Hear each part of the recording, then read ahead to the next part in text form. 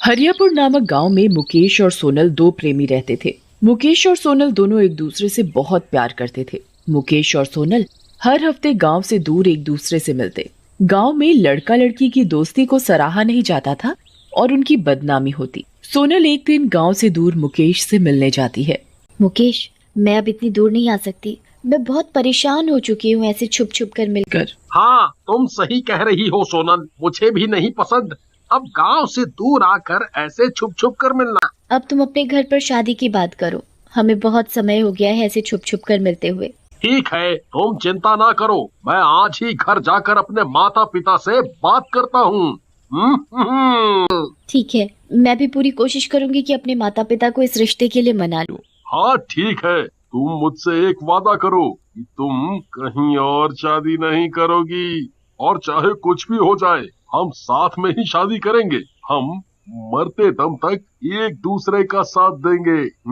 वादा रहा। मैं अपनी जान लगा दूंगी अपने घर वालों को मनाने के लिए, और कहीं मैं शादी का सोच भी नहीं सकती। मैं मर जाऊंगी मुकेश, मुझे सिर्फ और सिर्फ तुमसे ही शादी करनी है। ठीक है, अब बहुत देर हो रही है, हमें घर चलना चाहिए। घर पहुँचते पहुँचते रात हो जाएगी। मुकेश सोनल को अपनी मोटरसाइकिल पर बिठाता है और गांव की तरफ निकल पड़ता है। मुकेश अपने घर जाकर अपने माता पिता से बात करता है।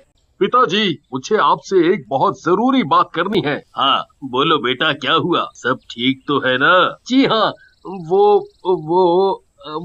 क्या वो करे जा रहे हो बेटा? तुम बताओ क्या हुआ, मुझे तो टेंशन हो गई है। माँ, मुझे एक लड़की से प्यार है और मैं उससे शादी करना चाहता हूँ। मुकेश की माँ और पिताजी ये बात सुनकर बहुत परेशान हो जाते हैं। तुझे पता है ना, हमारे गांव में इस तरह से लड़की वड़की के साथ प्रेम विवाह के लिए कोई राजी नहीं है। तुम फिर भी ये कैसी बच्चों वाली बात कर रहे हो? हैं? ना बेटा, मैं ऐसा बिल्कुल नहीं होने दूंगी। मैं अपनी बहू अपनी पसंद की लाऊंगी, अपनी बिरादरी की लाऊंगी। तू उस लड़की को भूल जा, भूल जा। नहीं माँ, पिताजी, मेरी शादी होगी तो उसी सोनल के साथ होगी, नहीं तो नहीं। मैं कहीं भी शादी नहीं करूँगा। और माँ, तुम बैठी रह जाना बहू के चक्कर में। मेरी शादी होगी तो बस सोनल के साथ, नहीं तो नहीं। मुकेश अपने माता पिता की एक नहीं सुनता और उनके ऊपर उल्टा चिल्लाने लग जाता है।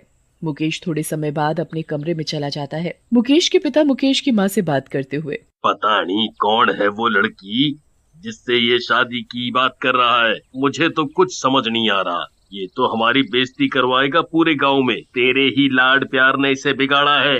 अब बता, हम किसे मुंह दिखाएंगे गांव में? कौन करेगा हमसे बात? हमारा गांव निकाला हो जाएगा, गांव निकाला।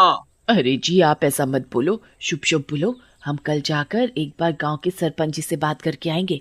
सरपंच को हम सारी बात सच सच बताएंगे और वही कोई उपाय बताएंगे। अगले दिन मुकेश और उसके माता पिता सरपंच के पास जाते हैं और सरपंच को सारी बात बताते हैं। अरे तुम ये कैसी बेवकूफों वाली बात कर रहे हो? क्या तुम्हें पता नहीं है हमारे गांव में प्रेम विवाह की मंजूरी ना है? ये काम ना आज तक हमारे गांव में हुए, ना मैं होने दूंगा। हमें गांव का माहौल खराब नहीं करना। हाँ सरपंच जी, हम तो खुद चाहते हैं कि मुकेश की शादी मैं खुद अपने तरीके से धूमधाम से करूं।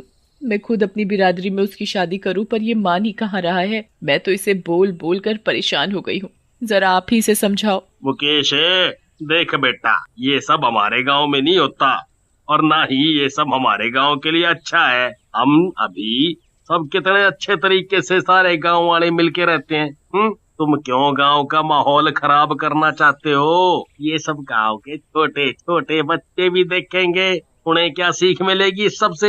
हैं? सरपंच जी, मैं तो सोनल से ही शादी करूंगा, नहीं तो मैं जिंदगी भर शादी ही नहीं करूंगा। सरपंच को मुकेश की ये बात सुनकर बहुत गुस्सा आ जाता है। ठीक है, तुम्हें करनी है ना सोनल से शादी, तुम करो, मुझे कोई दिक्कत नहीं है। मैं तुम्हें और तुम्हारे परिवार को गांव से बेदखल कर दूंगा। तुम्हारा गांव से सारा हुक्का पानी बंद।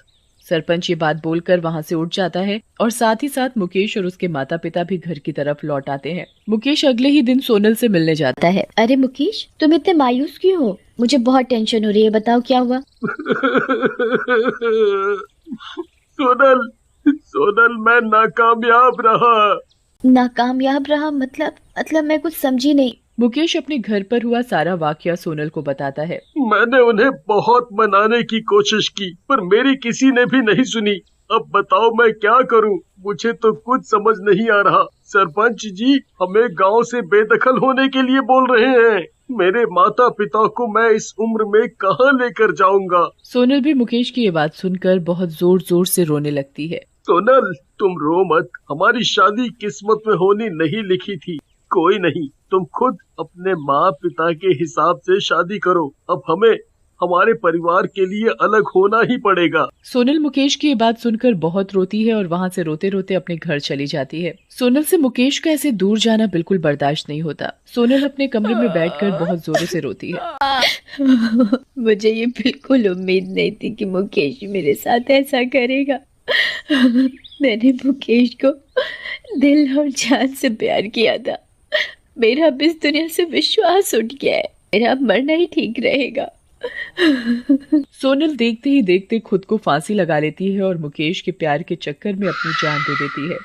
मरने के साथ ही सोनल एक चुड़ैल बन जाती है और उसकी आत्मा भटकने लगती है। मैं किसी को नहीं छोड़ूंगी। मैं गांव की सारी लड़कियों का क्या हाल करूंगी। ये गांव वाले भी नहीं सोच पाएंगे कि आखिर ये हुआ तो हुआ कैसे। चुड़ैल सबसे पहले सरपंच की बेटी को परेशान करती है। सरपंच की बेटी रात में सो रही होती है, तभी सोनल चुड़ैल सरपंच की बेटी के ऊपर चढ़कर उसका गला दबा देती है। अरे कौन है? कौन मेरा गला दबा रहा है? कोई बचाओ मुझे, कोई बचाओ मुझे। तभी सोनल चुड़ैल सरपंच की बेटी के आगे आ जाती है। मैं आज तेरा खात्मा करके ही रहूंगी। तेरे बाप ने मुझे और मेरे प्यार को शादी की अनुमति नहीं दी, इसी कारण मैंने फांसी लगा ली और आज मैं चुड़ैल बन गई हूँ। कोई बचाओ मुझे, कोई बचाओ, मैं मर जाऊंगी। ये चुड़ैल मुझे नहीं छोड़ेगी। सरपंच की बेटी की चीख सुनकर सरपंच और उसकी माँ उसके कमरे में घुस जाते हैं। अरे क्या हुआ बेटी, क्या हुआ? कौन है? क्यों इतना चिल्ला रही हो? अरे क्या हुआ बेटी, क्या हुआ? कौन है? क्यों इतनी तेज चिल्ला रही हो? माँ वो सोनल, माँ वो मुकेश। सोनल सोनल सोनल। सरपंच की बेटी इतना ही बोल पाती है और वो बेहोश हो जाती है। थोड़ी ही देर में सरपंच की बेटी होश में आती है और सरपंच को सब कुछ बताती है, परंतु सरपंच उसकी बात को मजाक में लेता है। अरे ये सब तुम्हारा वहम है बेटी। कुछ दिनों से ये मुकेश सोनल की बात ज्यादा चल रही है, इसलिए तुम्हारे मन में सोनल का डर बैठ गया है और कुछ नहीं। सरपंच अपनी बेटी की एक नहीं सुनता और उसकी बेटी को आराम करने के लिए अपने कमरे में भेज देता है। कमरे में जाते ही सोनल फिर सरपंच की बेटी का गला पकड़कर उसे मार देती है।